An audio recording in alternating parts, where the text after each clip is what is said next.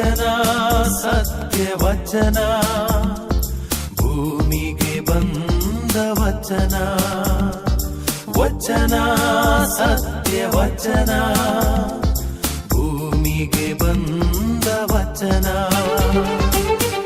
ಆದಿಯಲ್ಲಿ ಇದ್ದ ವಚನ, ನಮ್ಮ ನೋಡ ಬಂದ ವಚನ. ವಚನ ಸತ್ಯ ವಚನ, ಭೂಮಿಗೆ ಬಂದ ವಚನ.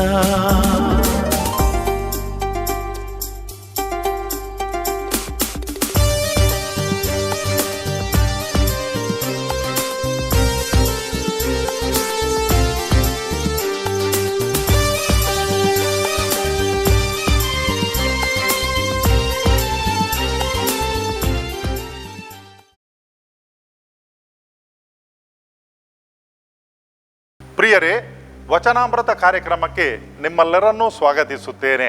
ದೇವರ ವಾಕ್ಯವನ್ನು ಈಗ ನಾವು ಆಲಿಸುವ ಸಂತ ಲೂಕನು ಬರೆದ ಸುವಾರ್ತೆ ಅಧ್ಯಾಯ 2 ವಾಕ್ಯ 21. 8ನೇ ದಿನ ಶಿಶುವಿಗೆ ಸುನ್ನತಿ ಮಾಡಬೇಕಾಗಿದ್ದ ಸಂದರ್ಭದಲ್ಲಿ ಅದಕ್ಕೆ ಯೇಸು ಎಂಬ ಹೆಸರನ್ನಿಟ್ಟು ನಾಮಕರಣ ಮಾಡಿದರು. ಆ ಹೆಸರನ್ನು ಮರಿಯಳು ಗರ್ಭಿಣಿಯಾಗುವುದಕ್ಕಿಂತ ಮುಂಚೆಯೇ ದೂತನು ಸೂಚಿಸಿದ್ದನು. ಯೇಸು ಬಾಲನ ಸಮರ್ಪಣೆ. ಮೋಶೆಯ ನೇಮದ ಪ್ರಕಾರ ಸೂತಕ ದಿನಗಳು ಮುಗಿದು ಶುದ್ಧೀಕರಣ ದಿನ ಬಂದಾಗ ತಂದೆ ತಾಯಿಗಳು ಆ ಮಗುವನ್ನು ಎತ್ತಿಕೊಂಡು ಜೆರುಸಲೇಮಿಗೆ ಹೋದರು. ಏಕೆಂದರೆ ಮೊದಲು ಜನಿಸಿದ ಪ್ರತಿಯೊಂದು ಗಂಡು ಮಗುವನ್ನು ಸರ್ವೇಶ್ವರನಿಗೆ ಸಮರ್ಪಿಸಬೇಕಾಗಿತ್ತು. ಅಲ್ಲದೆ ಧರ್ಮಶಾಸ್ತ್ರದಲ್ಲಿ ಉಲ್ಲೇಖಿಸಿರುವಂತೆ ಒಂದು ಜೋಡಿ ಬೆಳವ ಹಕ್ಕಿಗಳನ್ನಾಗಲಿ 2 ಪಾರಿವಾಳದ ಮರಿಗಳನ್ನಾಗಲಿ ಬಲಿಯನ್ನಾಗಿ ಅರ್ಪಿಸಬೇಕಾಗಿತ್ತು. ಕ್ರಿಸ್ತರ ಶುಭ ಸಂದೇಶವಿದು. ಕ್ರಿಸ್ತರೇ ನಿಮಗೆ ಸ್ತುತಿಯಾಗಲಿ.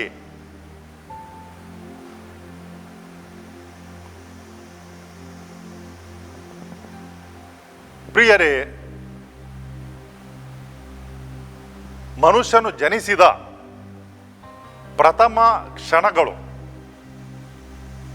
ಮನುಷ್ಯನು ಸ್ವತಂತ್ರನಾಗಿರಬಹುದಂತ ಆ ಒಂದು ಕ್ಷಣಗಳು ಅಂತ ಹೇಳ್ತಾರೆ. ಯಾಕಂತ ಹೇಳಿದ್ರೆ ಆಗ ಹುಟ್ಟಿದಂಥ ಮಗು, ಆ ಮಗುವಿಗೆ ಹೆಸರಿರುವುದಿಲ್ಲ, ಆ ಮಗುವಿಗೆ ಜಾತಿ ಇರುವುದಿಲ್ಲ, ಧರ್ಮ ಇರುವುದಿಲ್ಲ, ಆ ಮಗುವಿಗೆ ಒಂದು ವ್ಯಾಪ್ತಿ ಎಂಬುದು ಇರುವುದಿಲ್ಲ. ಆದರೆ ಯಾವಾಗ ಬೆಳೆದು ಬರ್ತದೋ ಮಗು, ಆಗ ಏನಾಗ್ತದೆ ಅಂತ ಹೇಳಿದ್ರೆ ವಿಶ್ವಮಾನವನಾಗಿದ್ದಂಥ ಮಗು ಒಂದು ಸಮುದಾಯಕ್ಕೆ, ಒಂದು ಧರ್ಮಕ್ಕೆ ಸೀಮಿತವಾಗ್ತದೆ, ಒಂದು ಆಚಾರ ವಿಚಾರಗಳಿಗೆ ಸೀಮಿತವಾಗ್ತದೆ, ಒಂದು ಸಂಸ್ಕೃತಿಗೆ ಸೀಮಿತವಾಗ್ತದೆ, ಒಂದು ಭಾಷೆಗೆ ಸೀಮಿತವಾಗ್ತದೆ. ಯೇಸು ಸ್ವಾಮಿ ಹುಟ್ಟಿ ಬಂದಾಗ, ದೇವರ ಕುಮಾರ ಈ ಭೂಲೋಕಕ್ಕೆ ಹುಟ್ಟಿ ಬಂದಾಗ ಅವರಿಗೆ ಯೇಸು ಎಂದು ನಾಮಕರಣವನ್ನು ಮಾಡಲಾಯಿತು. ಈ ಪ್ರಪಂಚದಲ್ಲಿ ಬೇರೆ ಯಾವ ವ್ಯಕ್ತಿಗೆ ದೇವರು ಈ ಶಿಶುವಿಗೆ ಅಥವಾ ಮಗುವಿಗೆ ಇಂಥ ಹೆಸರು ಇಡಬೇಕಂತ ಹೇಳಿದ್ದಾರೆ? ಅದು ಕೂಡ ಗರ್ಭವಾಗುವುದಕ್ಕಿಂತ ಮುಂಚೆ, ಗರ್ಭಧಾರಣೆ ಆಗುವುದಕ್ಕಿಂತ ಮುಂಚೆ ಯಾರಿಗೆ ಕೂಡ ಇಲ್ಲ. ಆದರೆ ಯಾವಾಗ ದೇವದೂತನು ಮಾತೆ ಮರಿಯಮ್ಮನವರಿಗೆ ಕಾಣಿಸಿಕೊಂಡರೋ ಆಗ ದೇವದೂತರು ಹೇಳ್ತಾರೆ, ನಿನ್ನಿಂದ ಹುಟ್ಟುವಂಥ ಆ ಮಗುವಿಗೆ ಯೇಸು ಎಂದು ನಾಮಕರಣ ಮಾಡಬೇಕು. ಹಾಗೆಯೇ ಯೋಸೆಫ ಮತ್ತು ಮರಿಯ ಅವರು ತಮ್ಮ ಮಗುವಿಗೆ ಯೇಸು ಎಂದು ನಾಮಕರಣ ಮಾಡಿದರು. ಈ ಪದದ ಅರ್ಥ ಏನು ಪ್ರಿಯರೇ? ಅರ್ಥ ಏನಂತ ಹೇಳಿದರೆ ವಿಮೋಚಕ, ಬಿಡುಗಡೆಗೊಳಿಸುವಾತನು. ಯೋಶ್ವ ಬಿಡುಗಡೆಗೊಳಿಸುವಾತನು, ಉದ್ಧಾರಕ. ಇಂಥ ಒಂದು ಹೆಸರನ್ನು ದೇವರ ಕುಮಾರನಿಗೆ ಕೊಡಲಾಯಿತು. ಈ ಪ್ರಪಂಚದಲ್ಲಿ ಹುಟ್ಟಿ ಬಂದಾಗ ಇವತ್ತು ಈ ಹೆಸರು ಪ್ರಪಂಚದಲ್ಲಿ ಪ್ರಥಮ ಹೆಸರಾಗಿದೆ. ಜೀಸಸ್, ಯೇಸು, ಈ ಹೆಸರು ಪ್ರಥಮ ಹೆಸರಾಗಿದೆ. ಯಾಕಂತ ಹೇಳಿದ್ರೆ ಈ ಹೆಸರಿನಲ್ಲಿ ಪ್ರಪಂಚದ 1/3 ಜನರು ಇವತ್ತು ಆ ಹೆಸರಿನಲ್ಲಿ ಜೀವಿಸ್ತಾರೆ. ನಾನು ಯೇಸು ಸ್ವಾಮಿಯ ಅನುಯಾಯಿ, ಯೇಸು ಸ್ವಾಮಿಯ ಹಿಂಬಾಲಕ ಅಂತ ಹೇಳಲಿಕ್ಕೆ ಇಚ್ಛೆ ಪಡುತ್ತಾರೆ, ಅಭಿಮಾನ ಪಡುತ್ತಾರೆ. ಅಂದು ಹುಟ್ಟಿದಂಥ ಮಗುವಿಗೆ ಯೇಸು ಅಂತ ನಾಮಕರಣ ಮಾಡಿದಾಗ ಅಲ್ಲಿದ್ದಂಥ ಜನರಿಗೆ ಅದರ ಬಗ್ಗೆ ತಿಳಿದಿರಲಿಕ್ಕಿಲ್ಲ. ಹೇಗೆ ಮಾತೆ ಮರಿಯಮ್ಮ ಕುರುಬರು ಹೇಳಿದಂಥದ್ದನ್ನು ಕೇಳಿಕೊಂಡು ತನ್ನ ಮನಸ್ಸಿನಲ್ಲಿ ಎಲ್ಲವನ್ನು ಜೀರ್ಣಿಸಿಕೊಂಡಳು, ಅದೇ ಪ್ರಕಾರ ಹೆಸರನ್ನು ಕೂಡ ಕೊಟ್ಟಳು. ದೇವದೂತನು ತಿಳಿಸಿದ ಪ್ರಕಾರ ಮತ್ತೆ ಆಕೆ ಕಾದು ನಿಂತಳು 33 ವರ್ಷ. ಯಾವ ರೀತಿ ಮೋಶೆ ಈ ದಾಸತ್ವದಲ್ಲಿದ್ದಂಥ ಜನರನ್ನು ಬಿಡಿಸಿಕೊಂಡು ಬಂದನು, ಸ್ವತಂತ್ರ ರಾಷ್ಟ್ರವಾಗಿ ಅವರನ್ನು ಮೇಲಕ್ಕೇರಿಸಿದನು. ಲೌಕಿಕವಾಗಿ ಒಂದು ಜನಾಂಗ ಮಾತ್ರ. ಆದರೆ ಯೇಸು ಸ್ವಾಮಿ ಈ ಭೂಲೋಕಕ್ಕೆ ಬಂದಾಗ ಏನಾಯ್ತಂತ ಹೇಳಿದ್ರೆ, ಯೇಸು ಸ್ವಾಮಿ ಈ ಪ್ರಪಂಚದ ಎಲ್ಲ ಜನರನ್ನು ಪಾಪದ ಕತ್ತಲಿನ ಸಮುದ್ರದಿಂದ ದಾಟಿಸಿಕೊಂಡು ಸದಾ ಬೆಳಕಿನಲ್ಲಿರುವಂಥ ಆ ಒಂದು ಪರಲೋಕಕ್ಕೆ, ಸ್ವರ್ಗಲೋಕಕ್ಕೆ ಕರೆದುಕೊಂಡು ಬಂದಿದ್ದಾರೆ. ಅದಕ್ಕಾಗಿ ಯೇಸು ಸ್ವಾಮಿ ಉದ್ಧಾರಕ, ಈ ಪ್ರಪಂಚದ ಉದ್ಧಾರಕ. ನಾವೆಲ್ಲರೂ ಕೂಡ ಯೇಸು ಸ್ವಾಮಿಯ ಹಿಂಬಾಲಕರು, ನಾವೆಲ್ಲರೂ ಕೂಡ ಬಿಡುಗಡೆ ಹೊಂದಿದವರು. ಅದನ್ನು ನಾವು ಅರಿತುಕೊಂಡರೆ ನಮಗೆ ಖಂಡಿತವಾಗಿಯೂ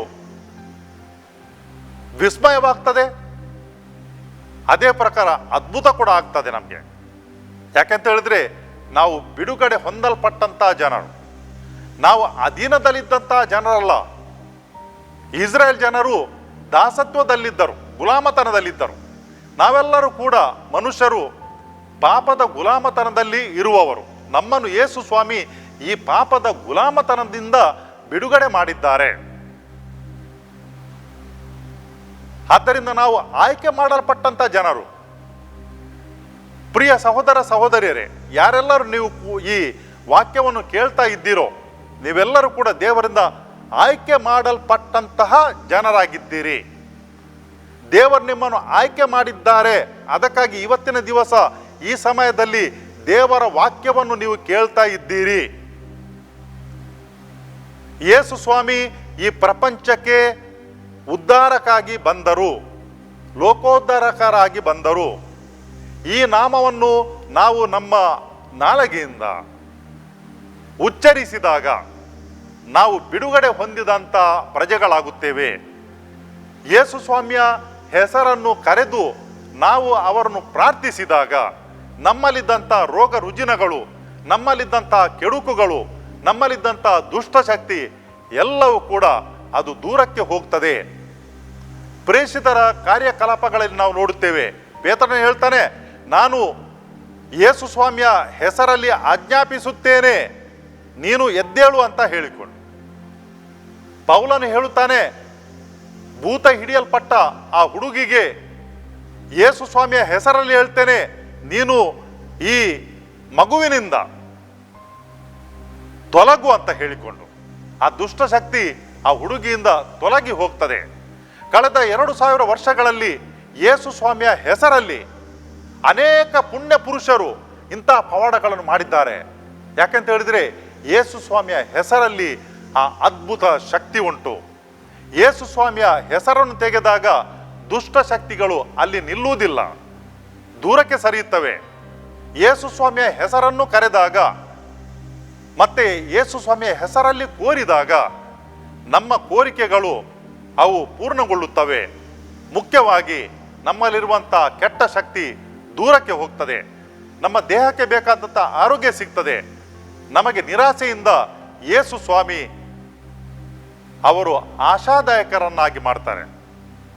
ಇಂಥ ಒಂದು ಪವಿತ್ರವಾದಂಥ ಹೆಸರು ದೇವರೇ ಕೊಟ್ಟಿತ್ತು. ಇದು ಎಲ್ಲರ ಹಾಗೆ ತಂದೆ ತಾಯಿಯಂದಿರು ಕೊಡುವಂಥ ಹೆಸರಲ್ಲ. ಈ ಹೆಸರು ಸೂಚಿಸಿದ್ದು ಸ್ವತಃ ದೇವರೇ, ಅವರ ದೂತರ ಮುಖಾಂತರ. ನಮಗೆಲ್ಲ ಹೆಸರು ಕೊಟ್ಟದ್ದು ನಮ್ಮ ತಂದೆ ತಾಯಿ ಅಥವಾ ನಮ್ಮ ಬಂಧು ಮಿತ್ರರು. ಆದರೆ ಈ ಪ್ರಪಂಚದಲ್ಲಿ ಒಬ್ಬರಿಗೆ ದೇವರ ಹೆಸರು ಕೊಟ್ಟದ್ದು ಅದು ಆಗಿದೆ ಯೇಸು ಎನ್ನುವಂಥ ಹೆಸರು. ಆ ಹೆಸರು ಪವಿತ್ರವಾದ ಹೆಸರು, ನಮ್ಮ ನಾಲಿಗೆ ಮೇಲೆ ಯಾವತ್ತೂ ಕೂಡ ಇರಬೇಕು. ಅದಕ್ಕಾಗಿ ನಾವು ಹೆಸರನ್ನು ನಮ್ಮ ಜೀವನದಲ್ಲಿ ನಿತ್ಯವೂ ಕೂಡ ಜಪಿಸುವ ಮತ್ತು ಆ ಹೆಸರನ್ನು ಪವಿತ್ರವಾಗಿ ನಾವು ಉಚ್ಚಾರಿಸುವ. ಆಗ ನಮಗೇನೆ ಅದು ಆ ಹೆಸರು ವಿಮುಕ್ತಿಯನ್ನು ನೀಡುತ್ತದೆ, ನಮಗೇನೆ ಒಳಿತನ್ನು ಮಾಡುತ್ತದೆ.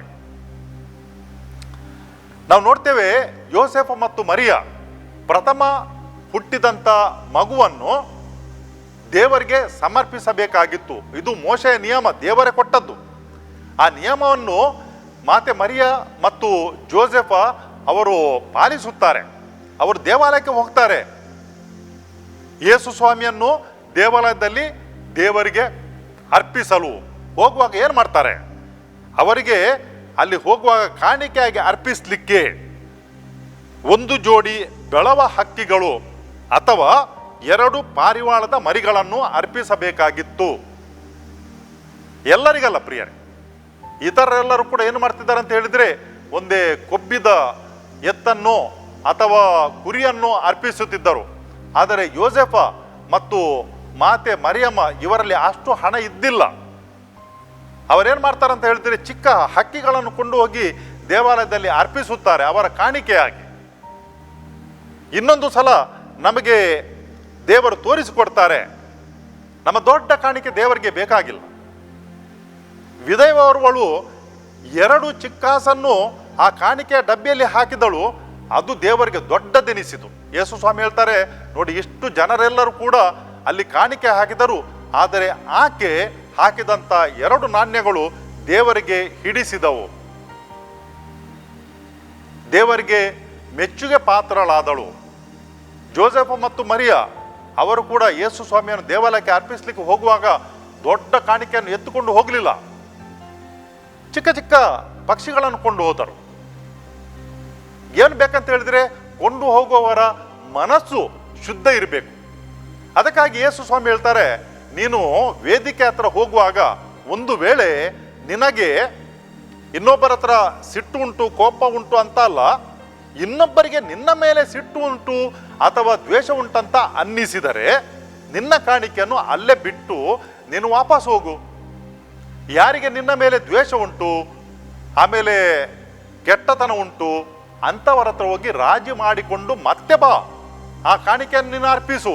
ಆಗ ಅದು ದೇವರಿಗೆ ಒಪ್ಪಿಗೆ ಆಗುತ್ತದೆ. ಏನಾಗ್ತದೆ, ಇನ್ನೊಬ್ಬನು ಆತ ಸಾಮಾನ್ಯವಾಗಿ ಅವರು ಪರಿವರ್ತನೆಗೊಳ್ತಾರೆ, ನಾನು ಕೂಡ ತಪ್ಪಾಯಿತು ಕ್ಷಮಿಸು ಅಂತ ಹೇಳ್ತಾರೆ, ನನ್ನದು ಕೂಡ.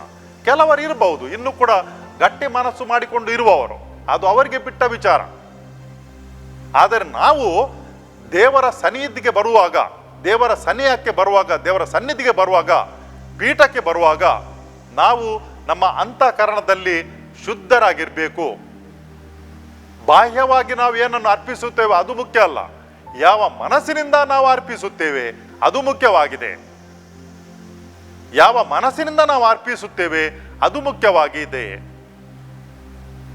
ನಾವು ಸಿಟ್ಟುಕೊಂಡು ಮತ್ತೆ ಇನ್ನೇನನ್ನು ಮಾತನಾಡಿಕೊಂಡು ಏನಾದರೂ ಕೊಟ್ಟರೆ ಅದರ ಫಲ ಸಿಗಲ್ಲ. ಅದರ ಬದಲಿಗೆ ಏನಾದರೂ ಕೊಡುವಾಗ ಸಂತೋಷದಿಂದ ಕೊಟ್ಟರೆ ಅದು ದೇವರಿಗೆ ತುಂಬ ಹಿಡಿಸ್ತದೆ. ಅದು ಸಾಕು, ಸಂತೋಷದಿಂದ ಕೊಡಬೇಕಂತ ಸಂತ ಪೌಲರು ನಮಗೆ ಹೇಳ್ತಾರೆ. ನೀವೇನಾದರೂ ಕೊಡುವಾಗ, ದೇವರಿಗೆ ಕಾಣಿಕೆಯನ್ನು ಕೊಡುವಾಗ ನಗು ಮೊಗದಿಂದ ಸಂತೋಷದಿಂದ ನೀಡಿರಿ. ಅದು ದೇವರಿಗೆ ಸ್ವಾಗತಾರ್ಹ, ಅದು ದೇವರಿಗೆ ಮೆಚ್ಚುಗೆ ಆದುದು.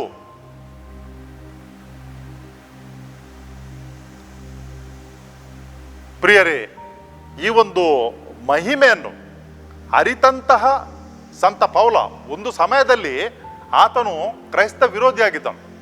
ಆತನಿಗೆ ಅದು ಸಹಿಸಿಕೊಳ್ಳಿಕ್ಕೆ ಆಗಲಿಲ್ಲ. ತನ್ನ ಜನಾಂಗದಿಂದ ಜನರು ಈ ಯೇಸು ಸ್ವಾಮಿಯನ್ನು ಹಿಂಬಾಲಿಸುವುದು ಆತನಿಂದ ತಡೆದುಕೊಳ್ಳಿಕ್ಕೆ ತಾಳ್ಕೊಳ್ಳಿಕ್ಕೆ ಆಗಲಿಲ್ಲ. ಎಲ್ಲರನ್ನು ಹಿಂಸಿಸುತ್ತಾ ಹೋದನು.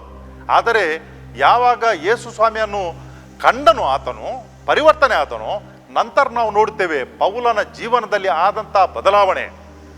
ಎಲ್ಲ ರಹಸ್ಯವನ್ನು ಆತನು ಅರಿತುಕೊಳ್ಳುತ್ತಾನೆ. ಯೇಸು ಸ್ವಾಮಿಯ ಜೊತೆ ಆತನು ಇದ್ದಿಲ್ಲ, ಇತರ ಪ್ರೇಷಿತರ ಹಾಗೆ, ಶಿಷ್ಯರ ಹಾಗೆ. ಕೇವಲ ಆತನು ಕಂಡಿದ್ದು ಒಂದು ದರ್ಶನ ಮಾತ್ರ. ಆದರೆ ಎಲ್ಲವೂ ಕೂಡ ಆತನ ಮನಸ್ಸಿಗೆ ಬಂತು. ಆತನು ಹೇಳ್ತಾನೆ, ಈ ಪ್ರಪಂಚದಲ್ಲಿ ಒಂದೇ ಒಂದು ಶ್ರೇಷ್ಠ ಹೆಸರು ಇರುವುದು, ಅದಾಗಿದೆ ಯೇಸು ಅನ್ನುವಂಥ ಹೆಸರು. ಫಿಲಿಪ್ಪಿಯವರಿಗೆ ಬರೆದಂಥ ಪತ್ರದಲ್ಲಿ ಸಂತ ಪೌಲನು ಹೇಳ್ತಾನೆ, ಈ ಪ್ರಪಂಚದಲ್ಲಿ ಇರುವಂಥ ಶ್ರೇಷ್ಠವಾದ ಹೆಸರಂತ ಹೇಳಿದರೆ ಯೇಸು. ಈ ಹೆಸರಿಗೆ ಎಲ್ಲರೂ ಕೂಡ ಮೊಣಕಾಲೂರಬೇಕು. ಯಾಕಂತ ಹೇಳಿದ್ರೆ ಯೇಸು ನಮಗೋಸ್ಕರ ಅವರು ತನ್ನನ್ನೇ ತಾನು ಬರಿದು ಮಾಡಿಕೊಂಡು ಗುಲಾಮರಂತೆ ಈ ಪ್ರಪಂಚದಲ್ಲಿ ಕಾಣಿಸಿಕೊಂಡು ಮನುಷ್ಯ ರೂಪದಲ್ಲಿ ಕಾಣಿಸಿಕೊಂಡು ನಮಗಾಗಿ ಬಡತನದಲ್ಲಿ ಹುಟ್ಟಿ ಬಂದರು. ಅದಕ್ಕಾಗಿ ದೇವರವರನ್ನು ಅತಿ ಮೇಲಕ್ಕೆ ಎಬ್ಬಿಸಿದ್ದಾರೆ. ಎಷ್ಟು ಮೇಲಕ್ಕೆ? ಬೇರೆ ಯಾರನ್ನು ಕೂಡ ಅಷ್ಟು ಮೇಲಕ್ಕೆ ಎಬ್ಬಿಸಲಿಲ್ಲ. ಮರಣದಿಂದ ಜೀವಂತವಾಗಿ ಎಬ್ಬಿಸಿದ್ದಾರೆ. ಅದಕ್ಕಾಗಿ ಪ್ರತಿಯೊಂದು ಮನುಷ್ಯನು ಯೇಸು ಎನ್ನುವಂಥ ನಾಮಕ್ಕೆ ಮೊಣಕಾಲು ಊರಬೇಕು. ನಾವು ಧನ್ಯರು ಪ್ರಿಯರೇ, ನಾವು ಧನ್ಯರು. ಯಾಕಂತ ಹೇಳಿದ್ರೆ ನಾವು ಪ್ರಪಂಚದಲ್ಲಿನ ಶ್ರೇಷ್ಠ ಪವಿತ್ರವಾದ ಹೆಸರಲ್ಲಿ ಜೀವಿಸುತ್ತೇವೆ. ಕ್ರಿಸ್ತೇಸುವಿನಲ್ಲಿ ಜೀವಿಸುತ್ತೇವೆ. ನಾವು ಪವಿತ್ರವಾದಂಥ ಹೆಸರು, ದೇವರು ನೀಡಿದಂಥ ಹೆಸರು. ಈ ಹೆಸರನ್ನು ನಮ್ಮ ಜೀವನದಲ್ಲಿ, ನಮ್ಮ ನಿತ್ಯ ಜೀವನದಲ್ಲಿ ಹಲವಾರು ಬಾರಿ ನಾವು ಉಚ್ಚರಿಸುವ, ನಮ್ಮ ಕಷ್ಟ ಸಮಯದಲ್ಲಿ, ನಮ್ಮ ಆರೋಗ್ಯ ಸರಿ ಇಲ್ಲದಂಥ ಸಮಯದಲ್ಲಿ ನಾವು ಬೇಡುವ, ಸ್ವಾಮಿ ಯೇಸುವೆ, ಈ ಪ್ರಪಂಚಕ್ಕೆ ಬಂದಾಗ ನೀವು ಎಷ್ಟೋ ಜನರನ್ನು ಕಾಯಿಲೆಯಿಂದ ಗುಣಪಡಿಸಿದಿರಿ. ಇವತ್ತು ನನ್ನ ಕಾಯಿಲೆಯನ್ನು ಗುಣಪಡಿಸಿರಿ ಸ್ವಾಮಿ, ನಿಮ್ಮ ನಾಮದಲ್ಲಿ ಬೇಡುತ್ತೇನೆ.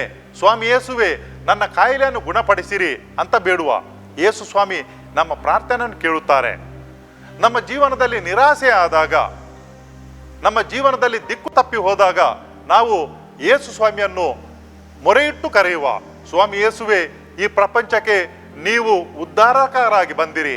ನನ್ನ ಜೀವನದಲ್ಲಿ ಎಷ್ಟೊಂದು ಕಷ್ಟಗಳಿವೆ, ನನಗೆ ನಿರಾಸೆ ಆಗಿದೆ, ನನಗೆ ದುಃಖ ಆಗಿದೆ, ನನ್ನನ್ನು ಈ ದುಃಖದಿಂದ, ಈ ಕಷ್ಟದಿಂದ ಪಾರು ಮಾಡು ಅಂತ ಬೇಡುವ. ಯೇಸು ಸ್ವಾಮಿ ನಮ್ಮ ಪ್ರಾರ್ಥನೆಯನ್ನು ಖಂಡಿತವಾಗಿಯೂ ಅವರು ಆಲಿಸುತ್ತಾರೆ. ನಮ್ಮನ್ನು ಕಷ್ಟದಿಂದ ಪಾರು ಮಾಡುತ್ತಾರೆ, ಬಿಡುಗಡೆ ಮಾಡುತ್ತಾರೆ.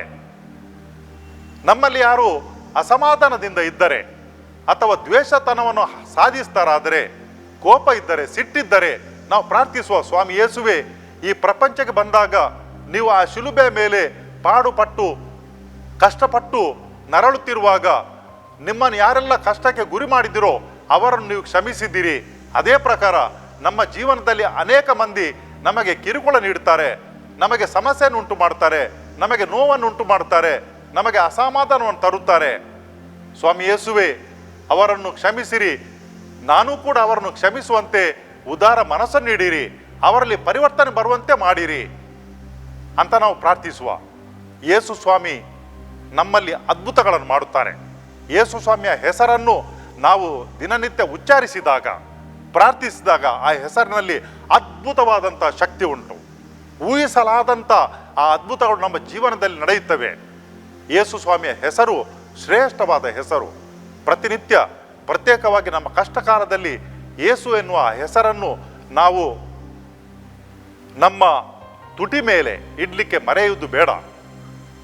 ಯಾಕೆಂತ ಹೇಳಿದ್ರೆ ಆ ಹೆಸರಿನಲ್ಲಿ ನಮಗೆ ಔದಾರ್ಯತೆ, ನಮಗೆ ವಿಮೋಚನೆ ಉಂಟು. ನಾವು ಆ ಹೆಸರಿನಿಂದ ಪಾಪದಿಂದ ಸ್ವರ್ಗಲೋಕಕ್ಕೆ ಹೋಗಲಿಕ್ಕೆ ಯೇಸು ಸ್ವಾಮಿ ನಮಗೆ ದಯ ತೋರುತ್ತಾರೆ, ನಮಗೆ ದಯ ಮಾಡುತ್ತಾರೆ. ಈ ಒಂದು ವಿಶೇಷ ಕೃಪೆಗಾಗಿ ದೇವರನ್ನು ಮೊರೆಯಿಟ್ಟು ಪ್ರಾರ್ಥಿಸುವ. ಕರ್ತರಾದ ದೇವರೇ, ನಿಮ್ಮ ಪುತ್ರರು ಈ ಭೂಲೋಕಕ್ಕೆ ಬಂದಾಗ ನೀವೇ ಸೂಚಿಸಿದ ಹಾಗೆ ಮಾತೆ ಮರಿಯಮ್ಮ ಹಾಗೂ ಯೋಸೆಫ ನಿಮ್ಮ ಪುತ್ರರನ್ನು ಯೇಸು ಅಂತ ಅವರು ಹೆಸರಿಟ್ಟರು. ಆ ಹೆಸರಿನಲ್ಲಿ ಅದ್ಭುತವಾದ ಶಕ್ತಿ ಉಂಟು. ಆ ಹೆಸರಿನಲ್ಲಿ ನಾವು ಪ್ರಾರ್ಥನೆ ಮಾಡಿದಾಗ ನಮ್ಮ ಜೀವನದಲ್ಲಿದ್ದಂಥ ತೊಂದರೆಗಳು ದೂರ ಹೋಗುತ್ತವೆ. ಆ ಹೆಸರಿನಲ್ಲಿ, ಯೇಸು ಅನ್ನುವಂಥ ಹೆಸರಿನಲ್ಲಿ ಪ್ರಾರ್ಥನೆ ಮಾಡಿದಾಗ ಸತ್ತವರು ಜೀವಂತವಾಗಿ ಎದ್ದಿದ್ದಾರೆ. ನಿಮ್ಮ ಪುತ್ರರ ಹೆಸರನ್ನು ತೆಗೆದಾಗ ದೆವ್ವಗಳು ದೂರಕ್ಕೆ ಸರಿಯುತ್ತವೆ, ಕಷ್ಟಗಳು ದೂರಕ್ಕೆ ಹೋಗ್ತವೆ, ರೋಗ ರುಜಿನಗಳು ದೂರಕ್ಕೆ ಸರಿಯುತ್ತವೆ.